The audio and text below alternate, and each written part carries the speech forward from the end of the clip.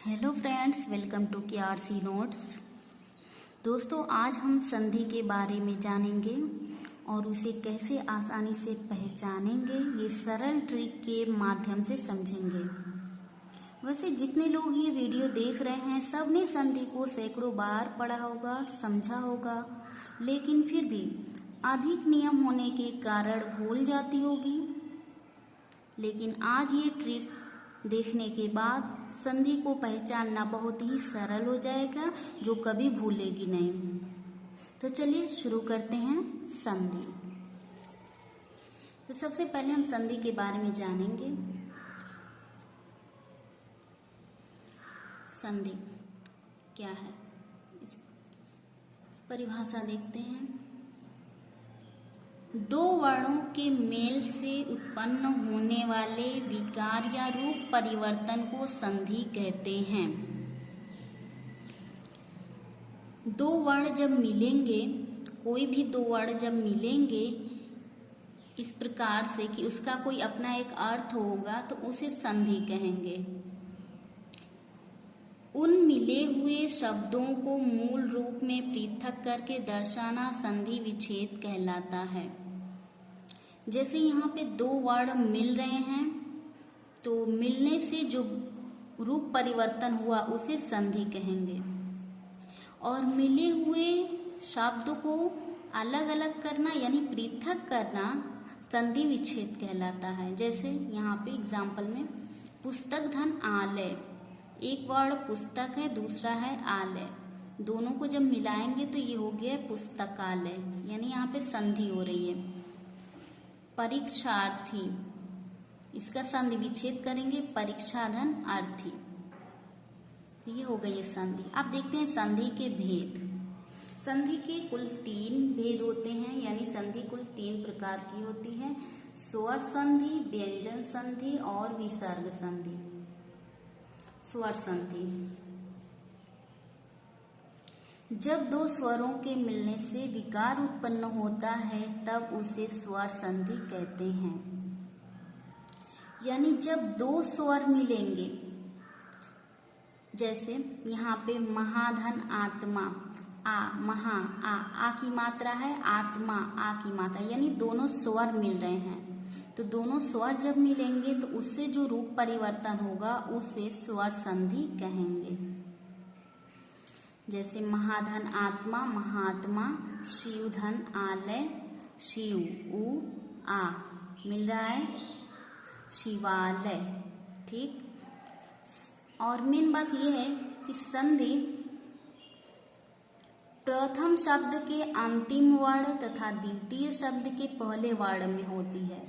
यानी प्रथम शब्द, जैसे ये प्रथम शब्द है, प्रथम शब्द के अंतिम वर्ण यानी यहाँ पे जो मात्रा होगी, और यहाँ पे द्वितीय शब्द के पहले वर्ण में संधि होती है।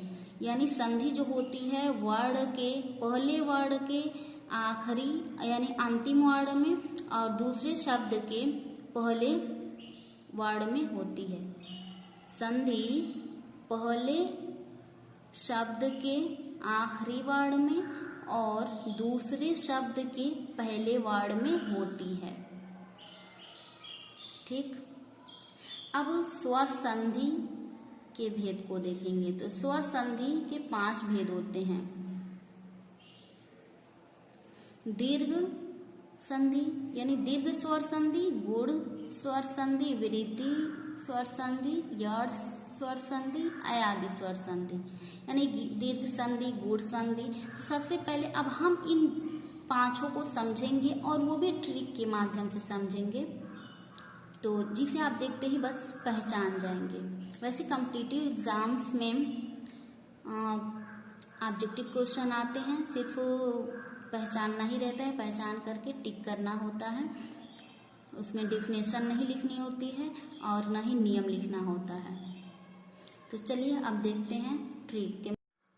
दीर्घ संधि, दीर्घ संधि देखते हैं। दीर्घ का मतलब होता है बड़ा, दीर्घ का मतलब होता है बड़ा, यानी बड़ा आ, बड़ा ऊ, बड़ी ई, इसमें ट्रिक यही बनेगी, बड़ी मात्रा हो। किसकी मात्रा हो? बड़ी मात्रा, आ की, ओ की, ई की बड़ी मात्रा होगी। यानी ऐसे शब्द जिसमें बड़ी आ, बड़ा ओ, बड़ी ई की मात्रा होगी वो दीर्घ संधि होगी। दीर्घ संधि का सूत्र होता है अक सवाड़े दीर्घ। तो साथ साथ सूत्रों को भी याद करेंगे। दीर्घ संधि अक सवाड़े दीर्घ। तो ट्रिक है इसकी बड़ी मात्रा हो। तो चलिए देखते हैं एग्जाम्पल। विद्यालय, विद्याधन आलय, आ की मात्रा है यानी आ की मात्रा है। नवागत, नवधन आगत, आ की मात्रा है। और यहाँ पे भानुदय, यहाँ पे बड़े ऊ की मात्रा है। परीक्षा, यहाँ पे बड़ी ई की मात्रा है। तो इस तरह से यहाँ पे इन शब्दों में दीर्घ संधि हो जाएगी। ठीक, यानी दीर्घ संधि में क्या होता है? दीर्घ का मतलब होता है बड़ा, और बड़ा आ, बड़ा ओ, बड़ी ई की मात्रा जहाँ होगी वो दीर्घ संधि होगी। अब चलिए गुण संधि को देखते हैं। गुण संधि एक मात्रा, यानी हर व्यक्ति के अंदर, इस तरह से आपको इस ट्रिक को समझ सकते हैं कि हर व्यक्ति के अंदर एक न एक गुण होता है। हर व्यक्ति के अंदर एक न एक गुण होता है। तो गुण एक, यानी एक गुण से आप याद कर लेंगे, एक गुण यानी एक मात्रा। तो ए की मात्रा, ओ की मात्रा, एक मात्रा। तो ट्रिक है एक मात्रा हो, एक मात्रा हो किसमें? गुण में। एक गुण यानी एक मात्रा। तो जैसे यहाँ पे दिया हुआ है महोदय, महोदय में आप देख रहे हैं कि यहाँ पे जो है वो एक मात्रा है। किसकी? ओ की मात्रा है, ओ की मात्रा। यहाँ पे वीरोदय, ओ की मात्रा, एक मात्रा है। यहाँ पे परमेश्वर, ए की मात्रा है। तो इस तरह से ये गुण संधि हो जाएगी यहाँ पे। तो गुण संधि में क्या होता है? एक मात्रा होती है, और किसकी मात्रा होगी? ए की और ओ की मात्रा होगी। तो यहाँ पे ओ की मात्रा, ओ की मात्रा, ए की मात्रा। तो इस तरह से इन शब्दों में गुण संधि हो जाएगी। अब चलिए वृद्धि संधि को देखते हैं। वृद्धि संधि, अब वृद्धि का मतलब होता है वृद्धि होना, यानी बढ़ जाना। जैसे यहाँ पे एक गुण था, लेकिन अब वृद्धि हो गई है, यानी अब दो हो गया है। यानी एक गुण में क्या था? एक गुण एक मात्रा, वृद्धि हो गई दो मात्रा, यानी अब एक की वृद्धि हो गई है। तो वृद्धि संधि में दो मात्राएं आएंगी, जैसे ऐ की, ओ की। ठीक है, दो मात्राएं लगी हों, यानी ऐसे शब्द में जिसमें दो मात्राएं लगी होंगी उसमें वहां पे क्या होगा? दीर्घ वृद्धि संधि होगी। जैसे दंतौष्ठ, औ की मात्रा है। एकाएक, ऐ की मात्रा है। सदैव, ऐ की मात्रा है।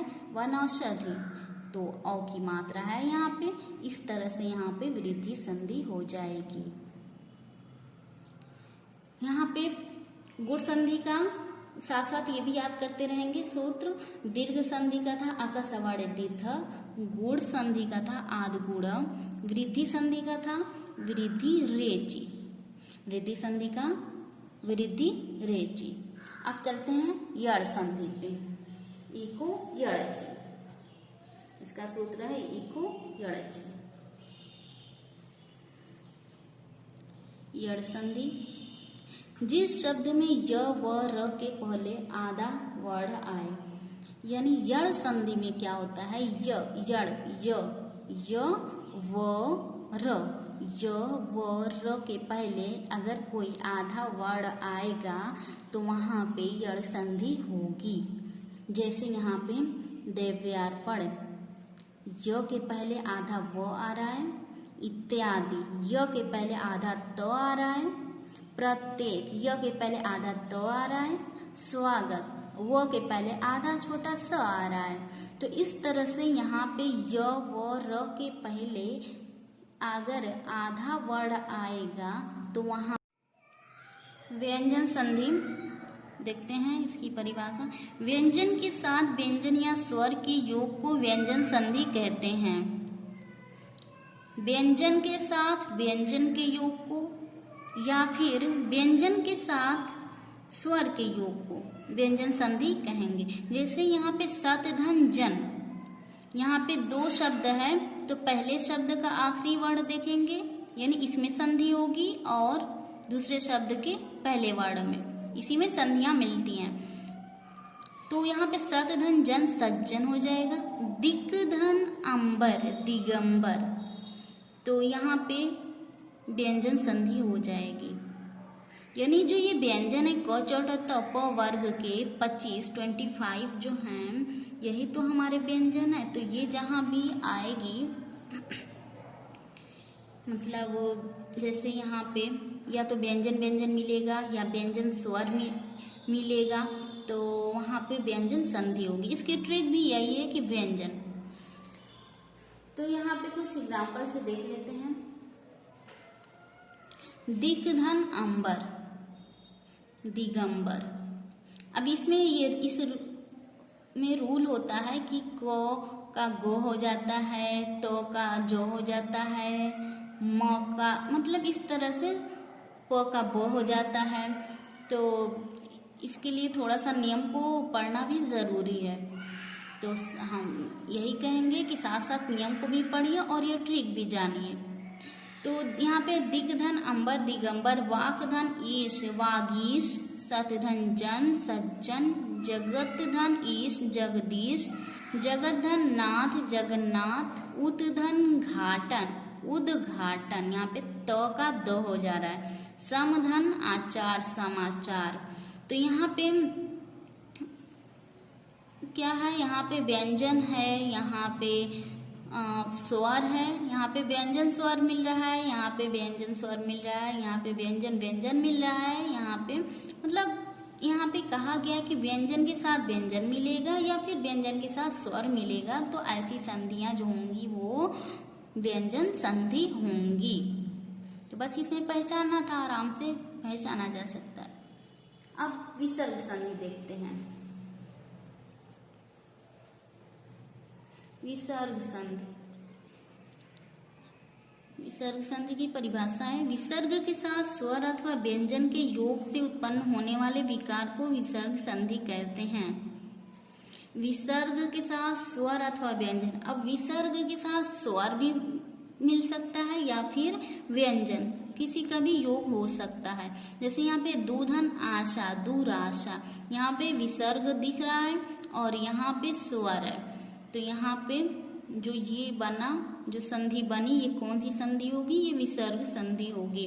दूधन जन दुर्जन, यहाँ पे विसर्ग है और यहाँ पे ये व्यंजन है, तो यहाँ पे दुर्जन हो गया। इस तरह से यहाँ पे विसर्ग और व्यंजन मिलके क्या हो जाएगा, कौन सी संधि बनी, यहाँ पे विसर्ग संधि बनी। तो इसमें विसर्ग तो लगा रहेगा, अगर संधि विच्छेद रहेगा तो विसर्ग तो दिखेगा, लेकिन अगर संधि रहेगी तो वहाँ पे तो विसर्ग नहीं दिख रहा है, तब इसको कैसे पहचानेंगे। तो देखिए 90% तो ऐसा होता है कि उसमें आधा स यानी छोटा सा बड़ा सा और मूर्धन्य सा, यही देखने को मिलेगा। जैसे यहाँ पे मुनीश्वर, अब यहाँ पे संधि विच्छेद में तो ये दो बिंदी दिख रही है, तो छोटे बच्चे भी पहचान जाएंगे, हाँ ये दो बिंदी है तो ये विसर्ग है, तो यहाँ पे विसर्ग संधि होगी। लेकिन अगर संधि दे दी जाए और उसमें विसर्ग न दिखे तो कैसे उसको पहचानेंगे। तो यहाँ पे देखिए मुनीश्वर आधा बड़ा श है, हरिश्चंद्र आधा बड़ा श है, नमस्ते यानी नमधन ते नमस्ते आधा छोटा स है। तो इस तरह से यहाँ पे हो जाएगी विसर्ग संधि। मुनि धन ईश्वर मुनीश्वर, हरि धन चंद्र हरिश्चंद्र, नमधन ते नमस्ते। तो इस तरह से ये विसर्ग संधि भी क्लियर हो गई होगी, व्यंजन संधि स्वर संधि। आई होप कि आपको ये ट्रिक समझ में आई होगी। आपको ये ट्रिक कैसी लगी कमेंट में ज़रूर बताइए।